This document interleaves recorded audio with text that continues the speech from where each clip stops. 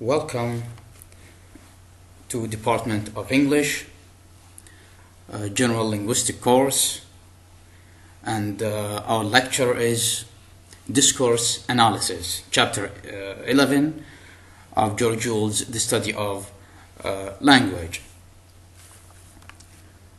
Discourse Analysis. If we try to give a proper definition to this term, we will find discourse analysis is the analysis of meaning beyond the level of a sentence. It is not the meaning or the analysis of meaning of any given sentence. Rather, it is the analysis of group of sentences. The analysis of meaning of group of sentences.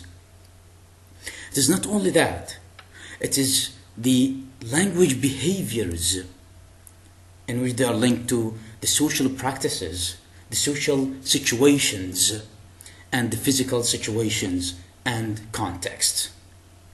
It could be a system of thought. It could be the analysis of the systemized thoughts in mind. So all in all, discourse analysis can be defined as the analysis of meaning beyond the level of the sentence. Sometimes discourse analysis or discourse in general is confused with other terms. Some speakers might say, what is the relationship between discourse and semantics? Discourse and lexicon, discourse and pragmatics. When we study semantics separately, we can differentiate between semantics and other fields of meaning, like pragmatics and lexical analysis. When we study pragmatics, we can distinguish between semantics and pragmatics. When we study lexical analysis, we can distinguish between pragmatics, semantics, and lexical. However, when we study a discourse analysis, the matter is different. It seems that all the borders are blurry. Well, they're not blurry anymore if we take a look at this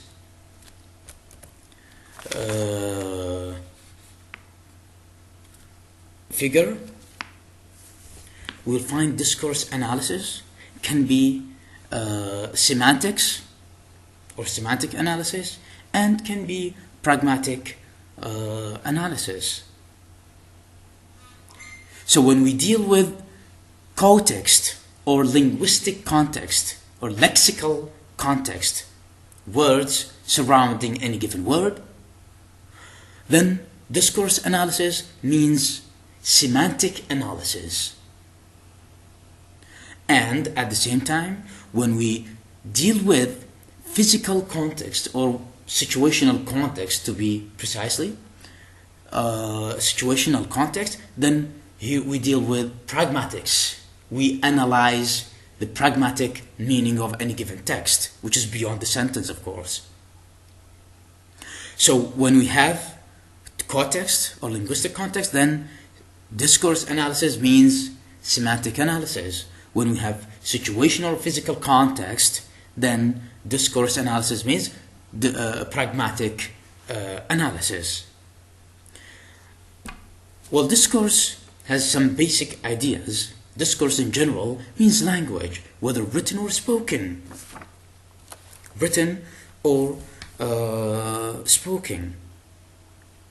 Now, the written language and the spoken language sometimes are referred to as text.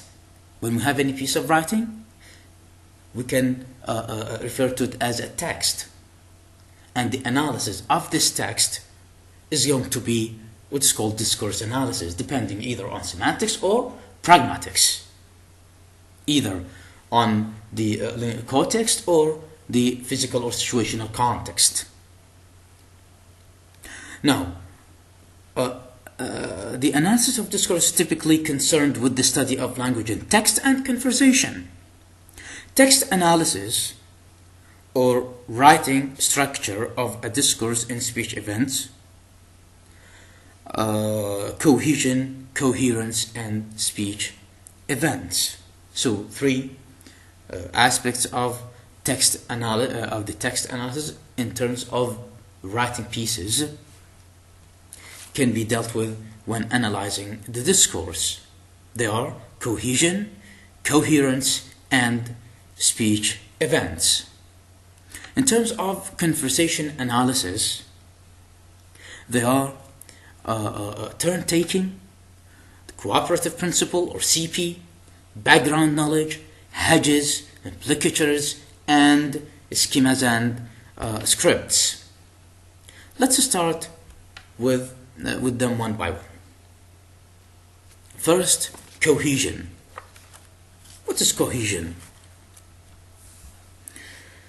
Cohesion is the grammatical and or lexical relationships between the different elements of a text. It connects the text in terms of grammar and lexicon, in terms of grammatical functions, and the meanings to make a sound, meaningful text. Now, if you take this example and see what's called cohesive ties in this text. My father once bought a Lincoln convertible. He did it by saving every penny he could. That car would be worth a fortune nowadays. However, he sold it to help pay for my college education. Sometimes I think I'd rather have the convertible. Now, if we take a look in terms of reference, how to refer to things, we will see that the cohesive ties or cohesive connectors, what connects a text, are father, and the cohesive ties or the reference to this referent, he. A, Lincoln convertible, that car, it, or the convertible. Now, if we take another level of cohesion, which is the cohesive ties in semantics, we will find money, the lexeme money, having bought, saving, penny, worth, fortune, sold, pay. These are called the cohesive ties, the semantic cohesive ties of the word money. Now, the semantic cohesive ties of the word time are once, nowadays, sometimes.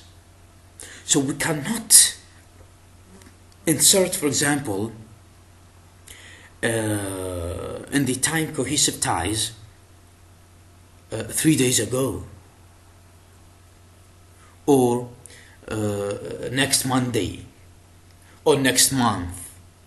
Here we will have incohesive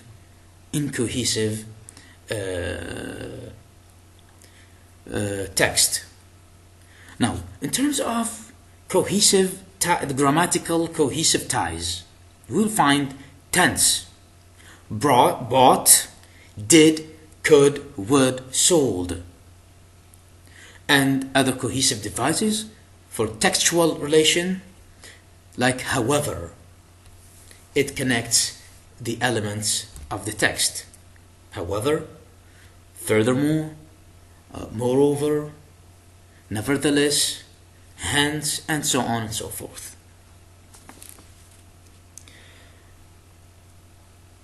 So cohesion, so there are so many cohesive devices exist, but a text is very hard to interpret. Here we do not see any coherence, but there is cohesion. Now, what do we mean by coherence?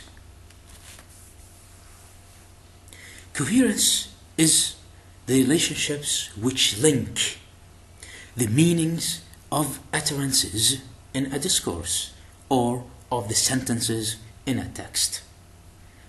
We can define it so simply as the chronological order or logical order, the logic order of meaning, or the chronological order of meaning.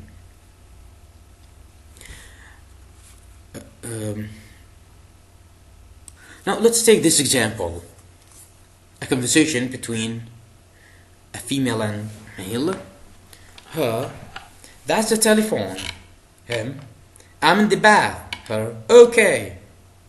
Well, there are certainly no cohesive ties within this fragment of discourse.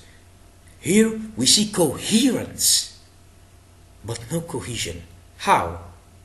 Well, if we go through this conversation and through the elements of conversational analysis, which we will talk about them in a minute, we will find that that's the telephone, and him saying I am in the bath, meaning I cannot answer the telephone because I am in the bath, which is the implicature, and we will talk about this in a minute. So that's why there is coherence. There is a logic in this answer. Otherwise, on the surface structure, on the surface level, we cannot find any kind of cohesion between that's the telephone and I'm in the bath. Okay? Well, there is some kind of difference or distinguishing points between cohesion and coherence. Simply speaking, cohesion helps create coherence. But coherence is so easy to interpret. Cohesion does not entail coherence.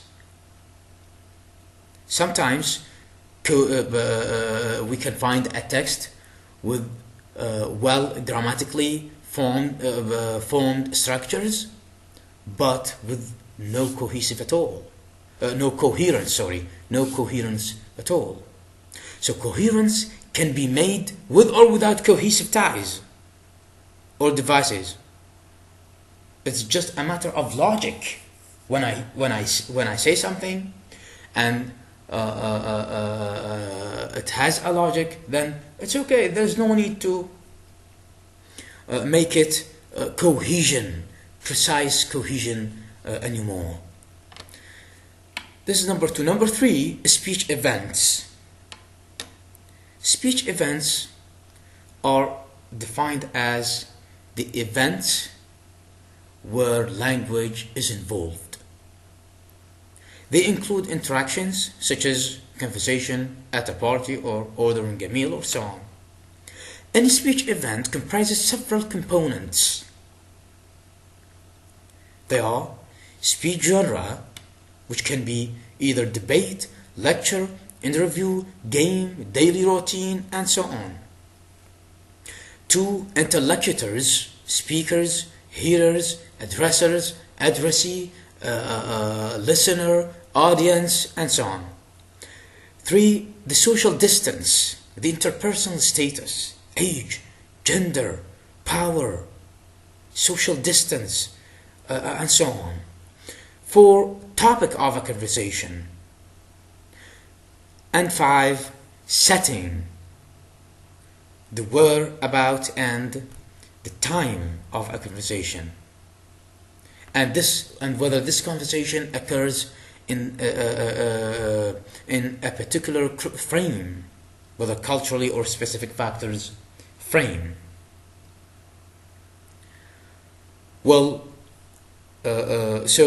cohesion, coherence, and speech events are very vital in terms of analyzing any written or spoken text or discourse.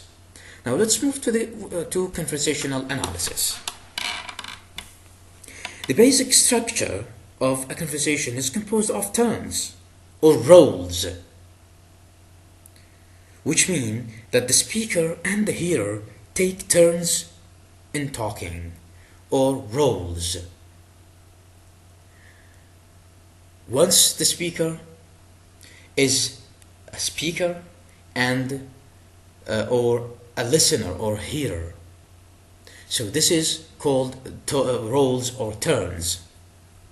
One person speaks at one time and the other listens, and then they switch roles.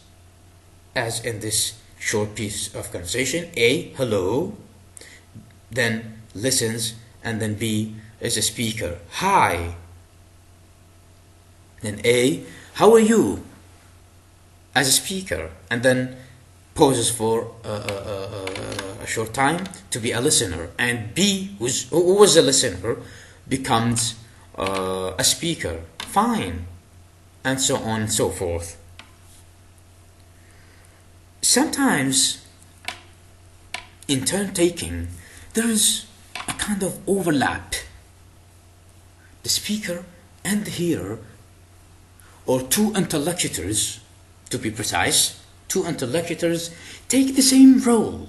For example, they both take the role of a speaker, and rarely they take both. They take the role of the hearer. So when taking the role of the speaker, there will be definitely an overlap. And here we should try to repair this overlap. What to do to repair this overlap? These are very important points. We refer to what is called turn relevance place, TRP. Number one, the end of a phrase. We look after the end of a phrase, a clause, or a sentence. We should be alert to this point where the speaker ends his or her phrase, clause, or sentence. Number two, the falling intonation. Most of our statements, questions, or the connected speech ends with fall intonation. So falling intonation means that the turn is about to end. And three, the perceivable pause, usually 0.2 seconds. And if we took a look at this conversation between a mom and her son. Mom, hello son. Son, oh hello, how are you? Mom, very well, and you? Son, thanks. Mom, that's good. And there is a pause, which is half a second, and then there is no turn taken by the son. So that's why the mom took the turn and start or initiated another topic, which is we had territorial rain today. A new topic initiated, of course. Okay. Sometimes we need to keep on the turn and imply that either that we are speaking, we're still speaking now, that the current speaker has more to say, is to use pause fillers. Here we use these fillers to indicate to the listener that we are still talking, we are still in the turn.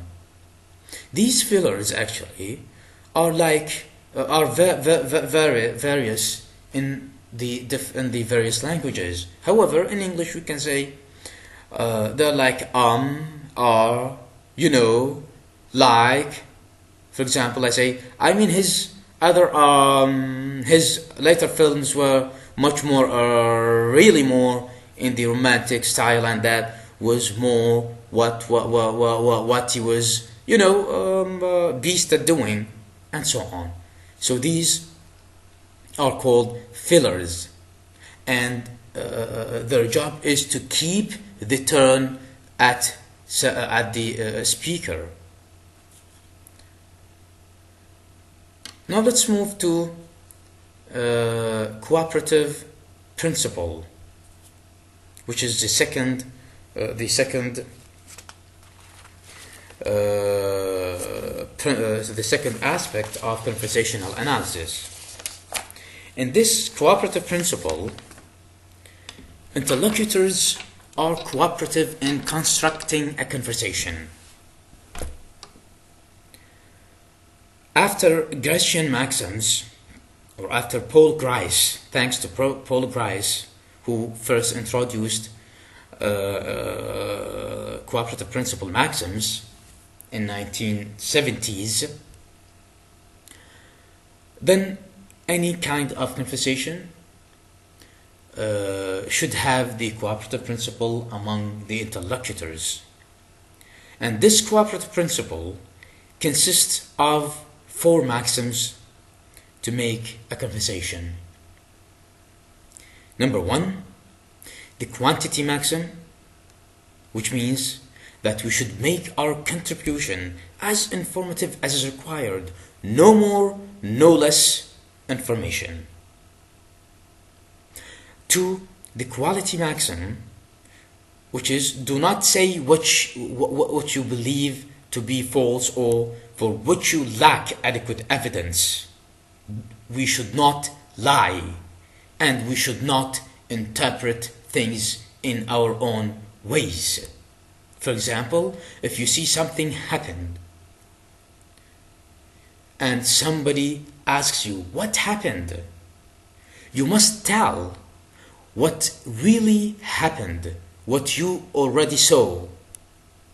You do not have to say what you believe that you saw. You do not say things from your own, in addition to not to lie, of course. The third maxim is be relevant. Do not, as you say, do not go around the bushes. To the point, clear and concise. Say things that are relative to the topic of the conversation. Otherwise, you will not be cooperative. And finally, the manner maxim, which says, be clear, brief, and orderly. You must be clear. There should not be any kind of obscurity or more than needed information. And they should be ordered or arranged in order. So if you say, if you're telling a story, you do not have to start making flashbacks. Make it clear. Make it arranged in order. That's what is called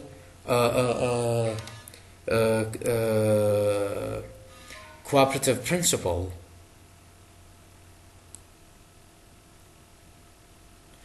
Now let's take this example. During a lunch break, one woman asks another how she likes the sandwich she is eating and receives the following answer: "Oh, a sandwich is a sandwich." So in logical terms, this reply appears to have no communicative value since it states something obvious and doesn't seem to be informative at all. But if the woman is being cooperative and adhering to the quantity maxim about being as informative as is required, then the listener must assume that her friend is communicating something else. So given the opportunity to evaluate the sandwich, her friend has responded without any explicit evaluation, thereby implying that she has no opinion, good or bad, to express. That's her friend has essentially communicated that the sandwich isn't worth talking about. So here, sometimes we violate the cooperative principle. In the first place, we see or we find no cooperative conversation at all, because there is no commitment to one or more of these four maxims of conversation or of the CP, Cooperative Principle. However, this is in the semantic level. It is not in the pragmatic level. We still have the pragmatic level to see whether we are committing to the Cooperative Principle or not. So going to the pragmatic level and testing such an utterance, sandwich is a sandwich, with the context that the sandwich is as usual and there is no need to talk about it because it is not important as we think, then there will be the pragmatic meaning of this utterance of the what is called implicature, and then there will be cooperative conversation. There will be a relative maxim, there will be a quantity maxim, quality maxim, and clear maxim, and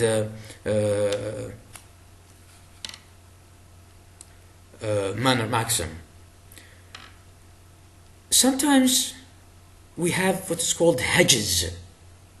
Hedges are utterances, words, phrases, or sentences using to indicate that we are not really sure what we are saying, that we are wrong of what we are saying, that we might be wrong of what we are saying.